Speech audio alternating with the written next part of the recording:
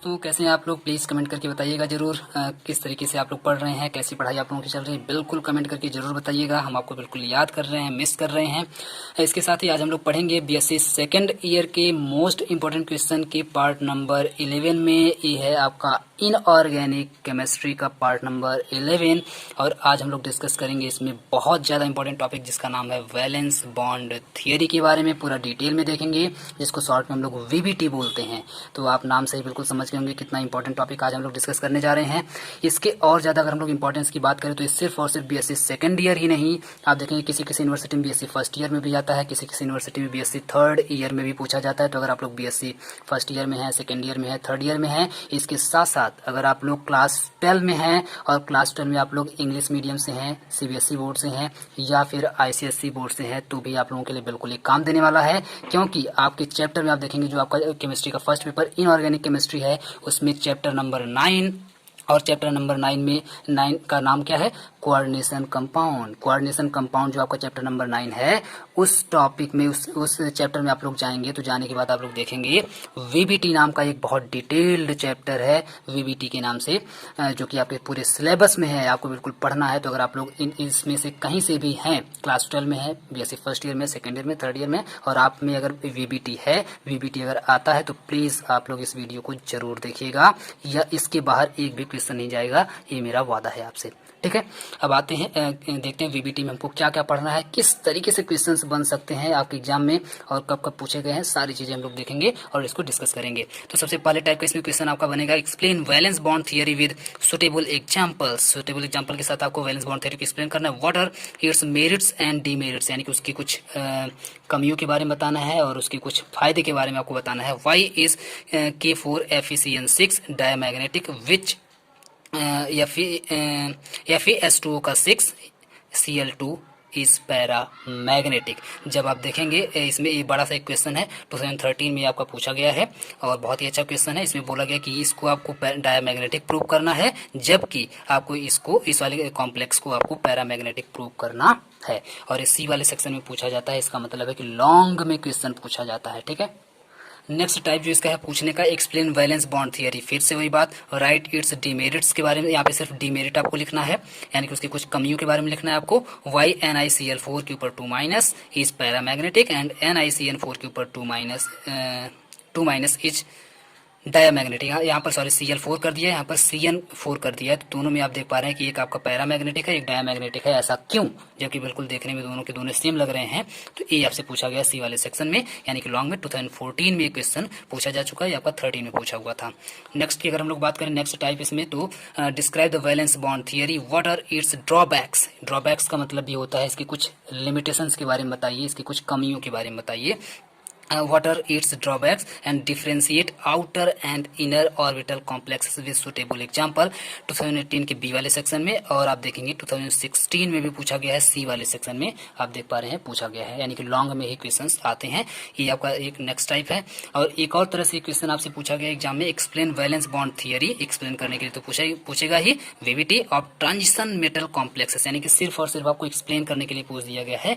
2017 यानी 2017 में आपसे पूछा गया है, और ये भी बी वाले सेक्शन में पूछा गया है। इसका मतलब है ये भी लॉन्ग में पूछा गया है। तो बी वाले सेक्शन में पूछे या फिर सी वाले सेक्शन में पूछे, तो आप लोग जानते हैं इसमें लॉन्ग क्वेश्चन आते हैं, 5 नंबर में या फिर 10 नंबर में क्वेश्चन पूछे जाते हैं। तो आप लोग समझ सकते हैं कितने ज़्यादा इंपॉर्टेंट ये वीडियो आप लोगों के लिए हो जाता है।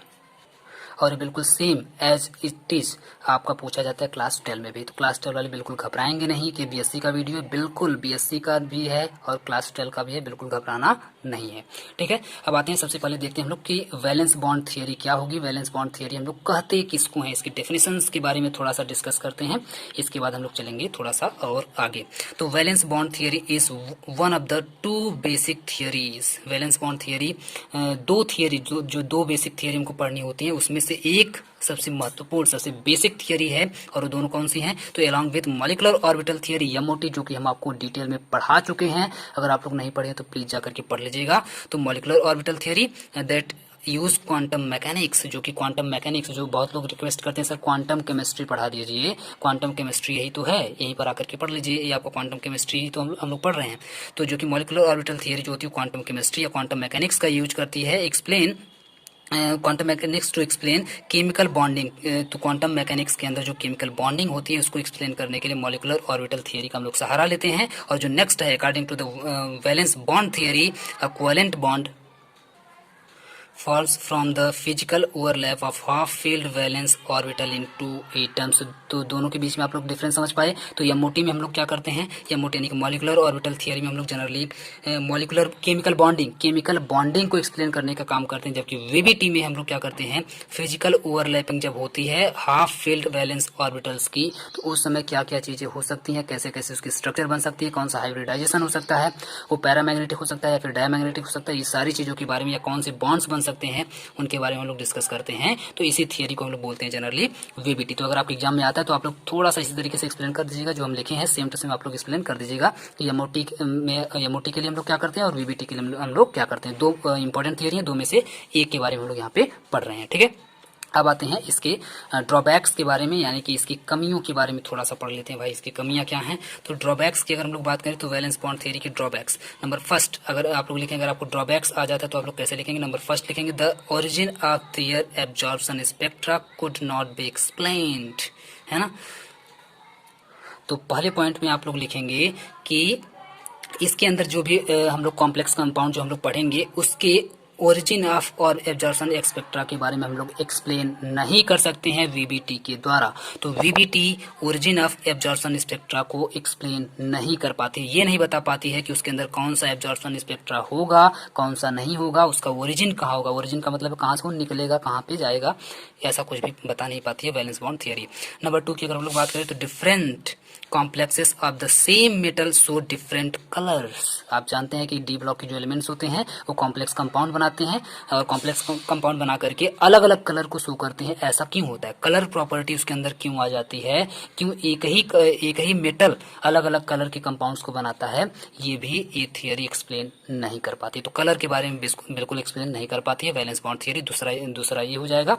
और तीसरे की अगर हम लोग बात करें तो relative stability of different complexes could not be explained. तो किसी भी कॉम्प्लेक्स की स्टेबिलिटी के बारे में भी यह एक्सप्लेन नहीं कर पाता है, रिलेटिव स्टेबिलिटी के बारे में भी एक्सप्लेन नहीं कर पाता है, यानी कि स्टेबिलिटी उसकी कितनी होनी चाहिए, कितनी है, क्यों है, कैसे है, कुछ भी नहीं बता पाता है वीबीटी। तो ये दो तीन इसकी कमियां हो जाती हैं वीबीटी की, जो हमको लिख देना है अगर आपको ड्रॉबैक्स करके पूछा जाता है तो ड्रॉबैक्स पूछे या फिर डीमेरिट पूछे, याद रखिएगा, ड्रॉबैक्स या फिर इसी के आगे डी लगा करके पूछे, डीमेरिट करके पूछे, तो दोनों का ही आंसर आपका ये हो जाएगा। अब आते हैं इसके कुछ फायदे के बारे में देख लेते हैं, मेरिट्स के बारे में।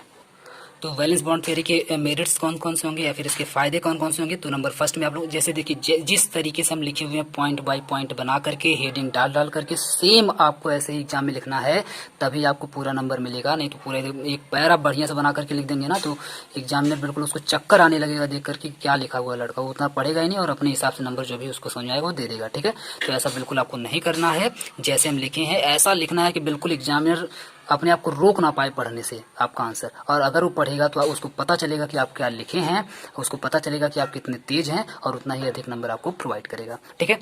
अब आते हैं नंबर फर्स्ट की हम लोग इसमें बात करें तो नंबर फर्स्ट आपको क्या लिखना, the empty orbitals of the metals are hybridized. तो वीबीटी से हम लोग ये पता कर सकते हैं, ये हम लोग पता कर चुके हैं कि जो एम्प्टी यानी जो खाली ऑर्बिटल्स होती हैं किसी भी मेटल के अंदर जो डी वाली जो खाली ऑर्बिटल्स होती है, एम्प्टी ऑर्बिटल्स होती हैं, वो भी हाइब्रिडाइज्ड होती हैं। कैसे होती हैं अभी हम लोग एग्जांपल जब देखेंगे तो वहाँ पे देखेंगे। पहला पॉइंट आप लोग यहाँ पे लिख देंगे, पहला फायदा ये है कि हम लोग एम्प्टी ऑर्बिटल्स को भी हाइब्रिडाइज्ड करवा सकते हैं with the help of VBT. Number second की अगर हम लोग बात करें तो नंबर सेकंड में आपको लिखना है the bond formation takes place by the overlapping between the empty hybridized orbital of the metal and filled orbital of the ligand, hence the nature of bond will be coordinate, hence the nature of bond will be coordinate. ये थोड़ा सा लंबा point है, कोई बात नहीं, हम आपको समझाते हैं। देखिए अभी हम आपको बताएं कि एम्प्टी ऑर्बिटल्स जो होती हैं वो भी हाइब्रिडाइज्ड होती हैं, ये बात बताता है वीबीटी। अब आगे बता रहा है कि जो ओवरलैपिंग होती है दो चीज़ों के बीच में होती है, किसके बीच में, तो एक तो empty hybridized orbital of metal, यानी किसी भी मेटल की जो खाली हाइब्रिडाइज्ड ऑर्बिटल होंगी उसके बीच में, और दूसरा field orbitals of the ligand. देखिए कॉम्प्लेक्स हमेशा किससे मिलकर के बनता है, कॉम्प्लेक्स हमेशा दो चीजों से मिलकर के बनता है, एक तो मेटल होगा, दूसरे का नाम लिगैंड होगा, तो हमेशा कॉम्प्लेक्स कंपाउंड मिल करके बनते हैं मेटल प्लस लिगेंड से, मेटल प्लस लिगेंड से। तो मेटल प्लस लिगेंड के बीच में हमेशा क्या बनना चाहिए, कोई बॉन्ड बनना चाहिए, कोई रिएक्शन होना चाहिए। तो ये जो मेटल और लिगेंड के बीच में जो बॉन्ड बनता है उस बॉन्ड का ही नाम होता है कोऑर्डिनेशन बॉन्ड। कोऑर्डिनेशन बॉन्ड के थ्रू ये जाकर के कॉम्प्लेक्स पूरे बनते हैं मेटल और लिगेंड को मिला करके। तो ये बता रहा है, ये थियरी बताती है कि एम्प्टी हाइब्रिडाइज्ड ऑर्बिटल किसके, मेटल के, और प्लस फील्ड का मतलब भरी हुई ऑर्बिटल किसकी, लिगेंड के। तो लिगेंड की भरी हुई ऑर्बिटल और मेटल की खाली ऑर्बिटल दोनों आपस में मिल करके कोऑर्डिनेशन का बॉन्ड बनाती हैं आपस में, और कोऑर्डिनेशन बॉन्ड बना करके एक कंपाउंड का फॉर्मेशन करती हैं जिस कंपाउंड का नाम होता है कॉम्प्लेक्स कंपाउंड। ठीक है, कॉम्प्लेक्स कंपाउंड या फिर कोऑर्डिनेशन कंपाउंड भी उसका नाम होता है, दोनों हम लोग बोल देते हैं। ठीक है, दूसरे पॉइंट में आप लोग इसको लिखेंगे। तीसरे पॉइंट पर आते हैं। तीसरे पॉइंट पर आप लोग लिखेंगे during the feeling of electron. जब हम लोग इलेक्ट्रॉन को फील करते हैं, जब हम लोग इलेक्ट्रॉन को भरते हैं, there is any unpaired electron the complexes, अगर ऐसा हो जाए, अगर ऐसा गलती से भी हो जाए कि एक भी अनपेयर्ड इलेक्ट्रॉन अगर पूरे कॉम्प्लेक्स में बच जाता है, तो याद रखिएगा, एक बार फिर से सुन लीजिए। अगर इलेक्ट्रॉन को भरते समय या फिर कॉम्प्लेक्स बनते समय या कंपाउंड बनते समय या रिएक्शन होते समय एक भी अगर अनपेयर्ड इलेक्ट्रॉन, अनपेयर्ड का मतलब है सिंगल, अनपेयर्ड का मतलब क्या होता है, सिंगल, अनपेयर्ड का मतलब होता है सिंगल, जिसकी अभी समझिए शादी नहीं हुई है तो सिंगल होगा। तो अनपेयर्ड में सिंगल, एक भी अगर अनपेयर्ड इलेक्ट्रॉन बच जाता है तो इस केस में उसको हमेशा और हमेशा कहा जाएगा दिस विल बी पैरामैग्नेटिक, वो हमेशा पैरामैग्नेटिक होगा। एक भी अगर अनपेयर्ड इलेक्ट्रॉन बच जाता है तो वो हमेशा पैरामैग्नेटिक इन नेचर होगा, यानी कि उसका नेचर कैसा होगा, पैरामैग्नेटिक होगा। पैरामैग्नेटिक का मतलब होता है कोई भी अगर उसके आसपास अगर आप लोग चुंबक लेकर के जाएंगे तो वो अपनी तरफ अट्रैक्ट कर लेगा, यानी कि चुंबक को अपनी तरफ अट्रैक्ट करने का काम करता है, उसको बोलते हैं पैरामैग्नेटिक।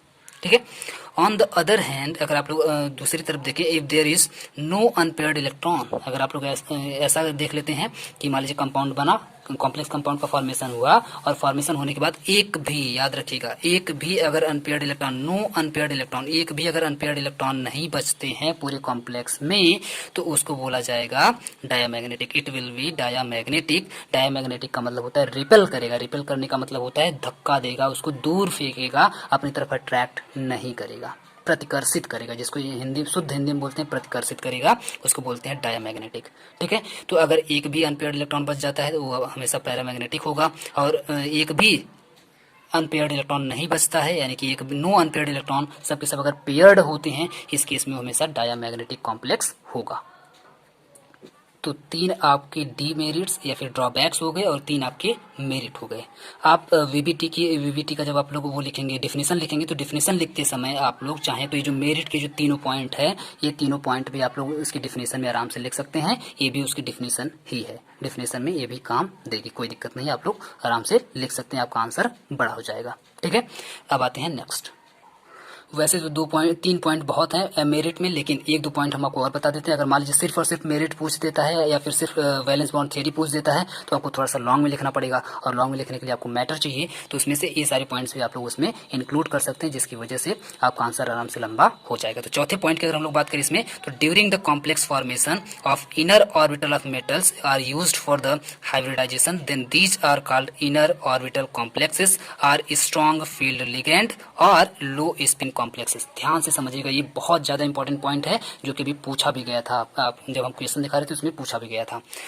जब भी कॉम्प्लेक्स का फॉर्मेशन होता है, तो कॉम्प्लेक्स का फॉर्मेशन होते समय अगर मेटल की अंदर वाली, इनर का मतलब होता है अंदर, अगर अंदर वाली ऑर्बिटल्स कॉम्प्लेक्स के फॉर्मेशन में भाग लेती हैं, पार्टिसिपेट करती हैं, तो इस केस में बना हुआ कॉम्प्लेक्स हमेशा और हमेशा इनर ऑर्बिटल कॉम्प्लेक्स कहलाता है, क्योंकि अंदर वाली ऑर्बिटल से मिलकर के बना है। वो अंदर वाली कौन सी होंगी, बिल्कुल घबराइए मत, अभी हम आगे आपको दिखाएंगे। ठीक है, तो वो अंदर वाली अगर ऑर्बिटल से मिलकर के बनता है तो उसका नाम हो जाएगा इनर ऑर्बिटल कॉम्प्लेक्स, या फिर उसका जो दूसरा नाम होता है स्ट्रॉन्ग फील्ड कॉम्प्लेक्स।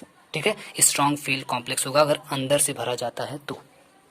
तीसरा इसका नाम होगा लो स्पिन कॉम्प्लेक्स, उसकी स्पिन हमेशा लो होती है, जिसकी वजह से लो स्पिन कॉम्प्लेक्स भी उसको बोला जाता है। तो तीनों नाम आप लोग याद रखिएगा, इनर ऑर्बिटल कॉम्प्लेक्स या फिर स्ट्रॉन्ग फील्ड कॉम्प्लेक्स या फिर लो स्पिन कॉम्प्लेक्स। तो तीनों नाम एक ही होता है। एक कब बनेगा, जब किसी भी मेटल की इनर वाली यानी कि अंदर वाली ऑर्बिटल्स हाइब्रिडाइजेशन में पार्टिसिपेट करेंगी या फिर कॉम्प्लेक्स फॉर्मेशन में पार्टिसिपेट करेंगी, भाग लेंगी तो।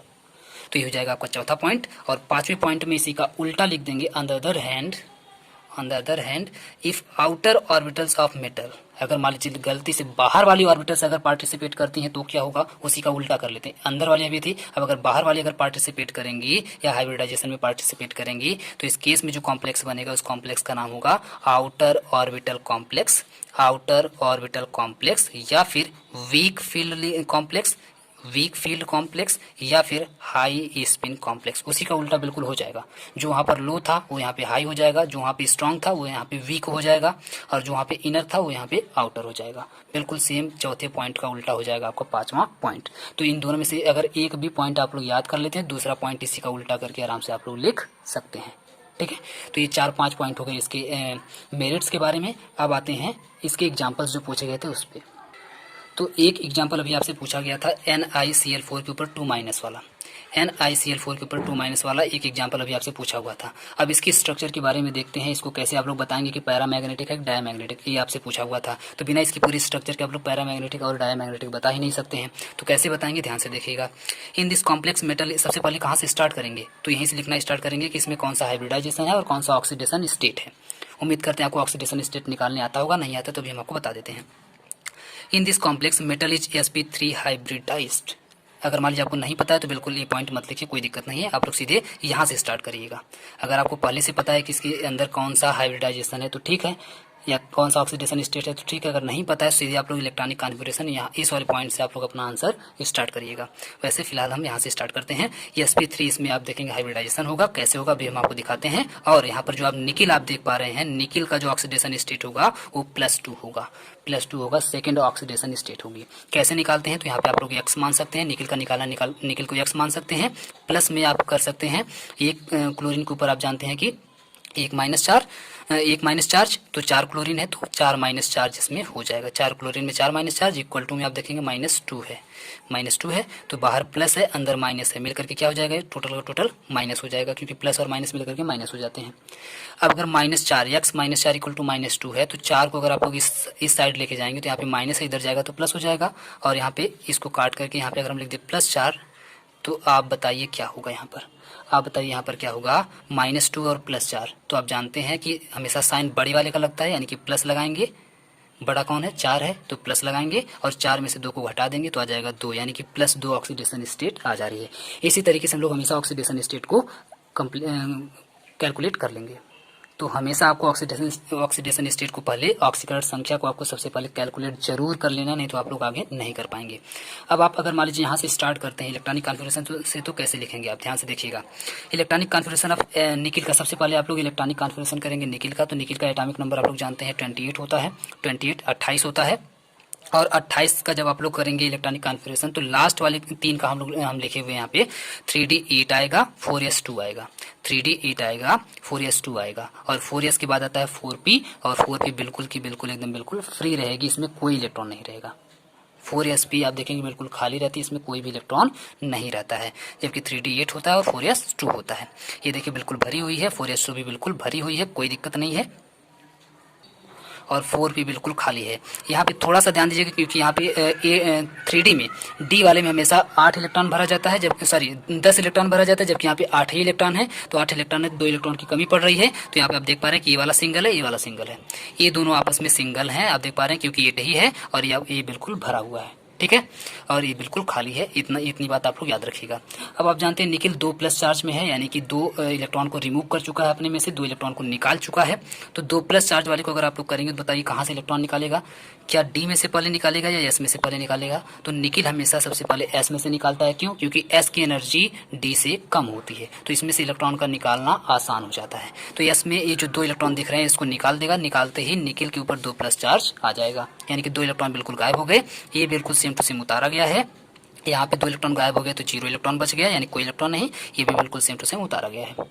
यहाँ तक आ जाएंगे। तो सबसे पहले आपको सिंपल सा इसका इलेक्ट्रॉनिक कॉन्फ़िगरेशन कर लेना है। दूसरे नंबर पे उसके ऊपर कौन सा कितना चार्ज है, जितना चार्ज है उतना इलेक्ट्रॉन निकाल करके फिर आपको लिख देना है। और तीसरे स्टेप में आपको क्या करना है, तीसरे वाले में इसमें हाइब्रिडाइजेशन लेकर के आना है। आप देख पा रहे थे उसमें टोटल कितना क्लोरीन था, आप यहाँ पे देख रहे थे टोटल 4 क्लोरीन। कितना क्लोरीन है, 4 क्लोरीन है। तो 4 क्लोरीन को इसमें आपको एडजस्ट करना है और चारों क्लोरीन एज ए लिगैंड आ रहा है। और लिगैंड हम लोग उसको बोलते हैं जो लोन पेयर अपना डोनेट करता है। लोन पेयर का मतलब है 2 इलेक्ट्रॉन एक साथ देता है।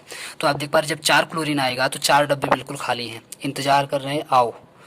एक पहला डब्बा, दूसरा डब्बा, तीसरा डब्बा, चौथा डब्बा, चारों ऑर्बिटल बिल्कुल खाली हैं और चारों के चारों इंतजार कर रहे हैं कि आइए और मेरे अंदर भर दीजिए अपने इलेक्ट्रॉन को। तो चारों क्लोरीन आएंगे, अपना 2-2 इलेक्ट्रॉन इसमें और इसमें डोनेट करेंगे और डोनेट करने के बाद तीर वाला बॉन्ड बनाएंगे और इस तीर वाले बॉन्ड को बोला जाता है हिंदी में उप सहसंयोजन बंध, इंग्लिश में बोला जाता है कोऑर्डिनेशन बॉन्ड। तो कोऑर्डिनेशन बॉन्ड यहाँ पर 4 कोऑर्डिनेशन बॉन्ड बना लेंगे और चारों कोऑर्डिनेशन बॉन्ड बनाने के बाद इन सभी में हो जाएगा इसका, आप देख पा रहे हैं हाइब्रिडाइजेशन हो जा रहा है। इन चारों ऑर्बिटल का आपस में हाइब्रिडाइजेशन हो जा रहा है और हाइब्रिडाइजेशन हो रहा है तो इसका नाम क्या हो जाएगा, क्योंकि एक s ऑर्बिटल 3 p ऑर्बिटल मिल रही हैं इसलिए इसमें हाइब्रिडाइजेशन हो जाएगा sp3। तो आप लोग देख पा रहे हैं, अगर आपको पहले से नहीं पता है कि इसमें कौन सा हाइब्रिडाइजेशन है तो आप लोग ऐसे करते हुए आएंगे तो यहाँ पर आने के बाद आपको पता चल जाएगा कि किसी भी कॉम्प्लेक्स में कौन सा हाइब्रिडाइजेशन है। तो जितने ऑर्बिटल यहाँ पे पार्टिसिपेट करेंगी वही उसका हाइब्रिडाइजेशन हो जाता है। तो एक s 3 p मिलकर के sp3 हाइब्रिडाइजेशन हो जाएगा, हाइब्रिडाइज्ड स्टेट हो जाएगी। ठीक है, ये आपका हो गया। ये 3 स्टेप आप लोग करेंगे हमेशा एग्जाम में और चौथे स्टेप में आप लोग यहाँ पे लिख देंगे सीधे, सिर्फ आपका लिखने वाला स्टेप है। सिंस हाइब्रिडाइजेशन इज sp3, तो sp3 के लिए आप लोग जानते हैं जो ज्योमेट्री होती है, जो स्ट्रक्चर होती है उसकी वो टेट्राहेड्रल होती है। Hence geometry will be tetrahedral. तो इसकी ज्योमेट्री कैसी हो जाएगी, टेट्राहेड्रल हो जाएगी। With bond angle 109 degree 28 minute, 109 degree 28 minute. आप लोग जानते हैं कि टेट्राहेड्रल ज्योमेट्री के साथ साथ उसके अंदर जो बॉन्ड एंगल होता है वो 109 डिग्री 28 मिनट का होता है। अगर आपको नहीं याद है तो कोई बात नहीं, आप लोग मत लिखिएगा, कोई दिक्कत नहीं। लेकिन मुझे उम्मीद है कि आप लोग अगर इतने हायर में आ चुके हैं, हायर क्लास में, तो आपको याद होना ही चाहिए, आपको पता होना चाहिए कि sp3 में कौन सी ज्योमेट्री होती है और कौन सा बॉन्ड एंगल होता है, आपको याद होना चाहिए। This complex is paramagnetic. Paramagnetic क्यों होगा हम आपको दिखा देते हैं एक बार फिर से। यहाँ पर आप लोग ध्यान से देखिए, इस वाले स्टेप में आपका कॉम्प्लेक्स बन रहा था तो चारों क्लोरीन यहाँ पर आकर के तो जुड़ गए, लेकिन आप देख पा रहे हैं कि 2 यहाँ पर कौन से इलेक्ट्रॉन है, अनपेयर्ड इलेक्ट्रॉन बच जा रहे हैं। यहाँ पर तो इस तीनों पेयर्ड है, लेकिन यहाँ पर आप देख पा रहे हैं ये भी सिंगल है, ये भी सिंगल है। और जब दोनों सिंगल हैं तो दोनों अनपेयर्ड हो गए, और अनपेयर्ड हो गए तो कैसा होगा, पैरामैग्नेटिक होगा। हम आपको बताया था कॉम्प्लेक्स में अगर एक भी अनपेयर्ड इलेक्ट्रॉन आ जाता है तो वह कॉम्प्लेक्स पैरामैग्नेटिक होगा। सब के सब अगर यहाँ पे पेयर्ड होती तो आपका डायामैग्नेटिक हो जाता। ठीक है, तो ये आपका हो जाएगा पैरामैग्नेटिक। तो सेम वही बात आप लोग यहाँ पे लिख देंगे कि this complex is paramagnetic because it have unpaired electrons, या फिर लिख सकते हैं इट हैज 2 अनपेयर्ड इलेक्ट्रॉन्स। ठीक है, the structure of above the complex is shown below. देखिए स्ट्रक्चर आपको बनानी पड़ेगी, या आपको अगर मान लीजिए नहीं याद है तो कोई बात नहीं, मत बनाइएगा, लेकिन मुझे उम्मीद है कि आपको याद होना चाहिए। टेट्राहेड्रल इसकी स्ट्रक्चर होती है, तो टेट्राहेड्रल की तरह से आपको यहाँ पे इस तरह से स्ट्रक्चर बना देनी है। निकल को यहाँ पे रखना है। टेट्राहेड्रल स्ट्रक्चर ऐसे ही होती है, एक ऊपर होता है, एक यहाँ पे थोड़ा दूरी पे होता है, इन दोनों से दूरी पे होता है, और ये दोनों थोड़े से करीब होते हैं। इस तरीके से बन जाएगा और यहाँ पर आपका बॉन्ड एंगल बन जाएगा 109 डिग्री 28 मिनट। और पूरे कॉम्प्लेक्स के ऊपर आप देख पा रहे थे 2 माइनस चार्ज था, 2 माइनस चार्ज आप लोग यहाँ पे लिख देंगे, काम खत्म हो जाएगा। टेट्राहेड्रल शेप ऑफ निकल Cl4 2 माइनस आप लोग ऐसे लिख देंगे, ये आपका पूरा कंप्लीट हो जाएगा आंसर। ठीक है, अब एक और एग्जांपल आपसे पूछा हुआ था, उस एग्जांपल का नाम था NiCN4, यहाँ पे सिर्फ कर दिया था। अब ये Cl4 था, अब Cn यहाँ पे साइनाइड कर दिया था, और अभी जो हम लोग पढ़े वो Cl था, क्लोरीन था। ठीक है, तो क्लोरीन जो होता है वो वीक लिगैंड होता है और Cn हमेशा स्ट्रांग लिगैंड होता है, प्रबल लिगैंड होता है। ठीक है, याद रखिएगा, Cn स्ट्रांग होता है, साइनाइड स्ट्रांग होता है, जबकि क्लोरीन वीक होता है, कमजोर होता है। तो दोनों में ही डिफरेंस है, और इस डिफरेंस से क्या फायदा होने वाला है अभी हम आपको आगे दिखा रहे हैं।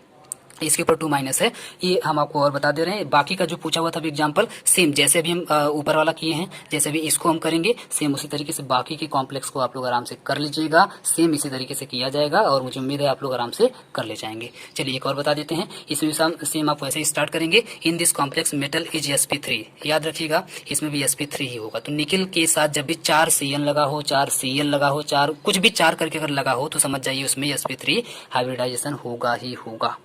ठीक है। sp3 हाइब्रिडाइजेशन हमेशा होगा ही होगा, और ऑक्सीडेशन स्टेट आप लोग निकाल ही चुके हैं, कितना होगा, +2 होगा। तो फिर से वही बात, फिर से इलेक्ट्रॉनिक कॉन्फ़िगरेशन करेंगे 28 का। जब 28 का इलेक्ट्रॉनिक कॉन्फ़िगरेशन करेंगे तो फिर से 3d8 4s2 और 4p बिल्कुल गोल यानी कि 0 हो जाएगा। और फिर से अगर ni2+ यानी कि 2+ ऑक्सीडेशन स्टेट वाला अगर हम लोग करें तो 3d8 और इसमें से 2 इलेक्ट्रॉन फिर से गोल यानी गायब, ये भी 0 हो जाएगा, और इसमें भी 0 है, इसमें कोई इलेक्ट्रॉन नहीं, इसमें भी कोई भी इलेक्ट्रॉन नहीं है।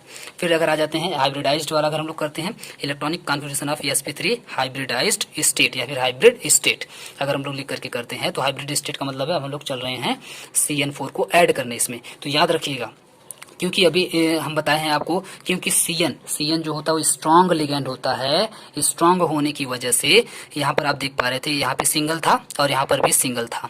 इसको अगर हम लोग बनाएं 3D वाले को अगर हम लोग बनाएं तो 3D वाले में आप देख पा रहे थे 5 होता है, 2 3 4, 1 2 3 4 5 ऑर्बिटल होती हैं, एक इलेक्ट्रॉन यहाँ, 2 3 4 5 6 7 8 यहाँ पे आपका कंप्लीट हो जाता है, और 2 इलेक्ट्रॉन यहाँ पे आप लोग देख पा रहे थे, 2 इलेक्ट्रॉन यहाँ पे अनपेयर्ड बच जाते हैं।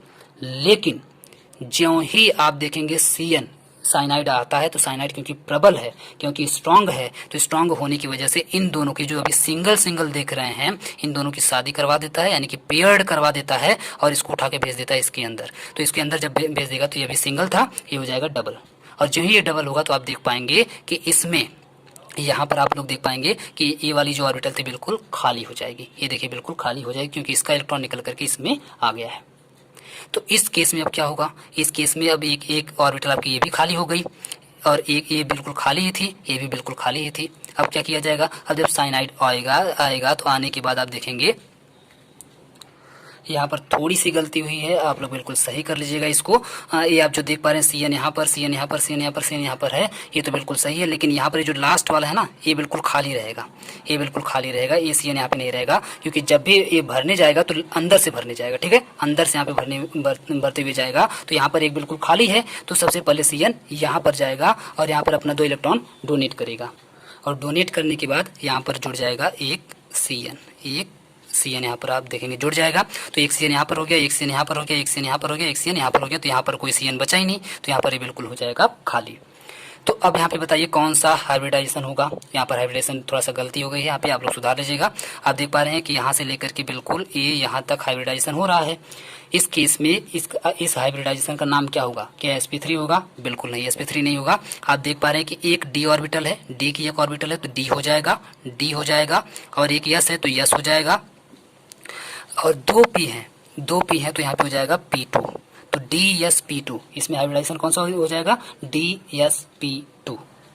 तो इस नोट में थोड़ी सी गलती थी, इसको आप लोग आराम से सुधार लेंगे, उम्मीद करते हैं। तो यहाँ पे लिख लीजिएगा dsp2 लिख दीजिएगा, ये dsp2 यहाँ पे हाइब्रिडाइजेशन होगा, इसको यहाँ पे लिख लीजिएगा। और इसके साथ साथ जब आप लोग नीचे लिखेंगे तो since hybridization is dsp2 with bond angle आप dsp2 में देखेंगे तो 90 डिग्री का होता है। यहाँ पे आप लोग 90 डिग्री लिख लीजिएगा, 90 degree. And it is in diamagnetic in nature. Diamagnetic क्यों होगा, आप लोग देख पा रहे हैं क्या इसमें एक भी ऐसा इलेक्ट्रॉन है जो अनपेयर्ड हो, ये भी पेयर्ड है, ये भी पेयर्ड है, ये भी पेयर्ड है, ये भी पेयर्ड है, ये भी पेयर्ड है, ये भी पेयर्ड है, ये भी पेयर्ड है, ये भी पेयर्ड है, यानी कि सब के सब पेयर्ड हैं, सब के सब बिल्कुल एकदम शादीशुदा है। तो बताइए जब कोई अनपेयर्ड है ही नहीं तो यहाँ पर कैसे पैरामैग्नेटिक होगा, तो पैरामैग्नेटिक नहीं होगा, यहाँ पर हो जाएगा डायमैग्नेटिक इन नेचर। और इसकी अगर स्ट्रक्चर की बात करें, स्ट्रक्चर नीचे आप लोग अपने से बना लीजिएगा, तो इसकी स्ट्रक्चर होती है स्क्वायर प्लेनर। इसकी स्ट्रक्चर कैसी होती है, स्क्वायर प्लेनर होती है। और ऊपर अभी यहाँ पे जो था आपका sp3, इसको भी बना लीजिएगा dsp2 बना लीजिएगा, ठीक है। और इसकी जो स्ट्रक्चर होती है स्क्वायर प्लेनर होती है। स्क्वायर प्लेनर कैसा होता है हम आपको बना के दिखाते हैं। स्क्वायर प्लेनर आपको बनाने के लिए कुछ नहीं करना है, सीधे एक आपको स्क्वायर बनाना है। ये देखिए आपका हो जाएगा स्क्वायर, है ना, ठीक है। एक आपका स्क्वायर बना लेना है, बीच में निकिल है, निकिल मेटल है तो निकिल लिख लेना है आपको, यहाँ पे निकिल हो जाएगा। और चारों कोने से ऐसे आपको ये बना देना है कोऑर्डिनेशन बॉन्ड, तीर वाला आपको कोऑर्डिनेशन बॉन्ड बना देना है। और चारों कोने पे आपको CN लिख देना है, क्योंकि टोटल CN कितने थे, 4 थे, तो यहाँ पे CN हो जाएगा, यहाँ पे CN और यहाँ पे CN हो जाएगा।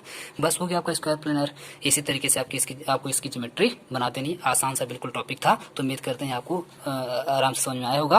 बिल्कुल आराम से आप लोग कर ले जाएंगे। अब कोई भी कॉम्प्लेक्स कॉम्प्लेक्स आपको दे दिया जाए, कोई भी यहाँ पर जो एग्जाम्पल अभी है, इस एग्जाम्पल की जगह पे आप कोई भी एग्जाम्पल दे दिया जाए तो उम्मीद करते हैं सेम इसी तरीके से आप लोग फॉलो करके आराम से बना सकते हैं, उसको कर सकते हैं। स्ट्रॉन्ग लिगेंड होगा तो क्या होगा, वीक लिगेंड होगा तो क्या होगा, ये सारी बातें आप लोग समझ चुके हैं। एक बात और हम आपको बता दें, यहाँ पर आप लोग अगर ध्यान से देखेंगे तो ये बताइए कि इनर ऑर्बिटल कॉम्प्लेक्स है कि आउटर ऑर्बिटल कॉम्प्लेक्स है। तो आप लोग देख पा रहे हैं इनर ऑर्बिटल कॉम्प्लेक्स है, क्योंकि यहाँ पर अंदर वाला, यहाँ पर आप देख पा रहे हैं कि अंदर वाली जो डी ऑर्बिटल है वो यहाँ पर कॉम्प्लेक्स फॉर्मेशन में पार्टिसिपेट कर रही है, तो इसको बोलेंगे इनर ऑर्बिटल कॉम्प्लेक्स। अगर ये बाहर वाली डी ऑर्बिटल अगर करती, जैसे यहाँ पे 3D के बाद आएगा 4D अगर इसमें इन्वॉल्व होती कॉम्प्लेक्स को बनाने के लिए तो वो हो जाता आपका आउटर ऑर्बिटल हो जाता। तो जब अंदर वाली डी ऑर्बिटल कॉम्प्लेक्स के फॉर्मेशन में पार्टिसिपेट करती है तो उसको बोलते हैं इनर ऑर्बिटल कॉम्प्लेक्स। तो उम्मीद करते हैं ये सारे कॉन्सेप्ट आपको बिल्कुल क्लियर हुए होंगे। अच्छे तरीके से नोट बना लीजिएगा PDF डाउनलोड करके, और अगर आपको मजा आया बिल्कुल पढ़ करके अपने सभी दोस्तों में शेयर करिए। पूरा वीडियो देखने के लिए बहुत बहुत धन्यवाद।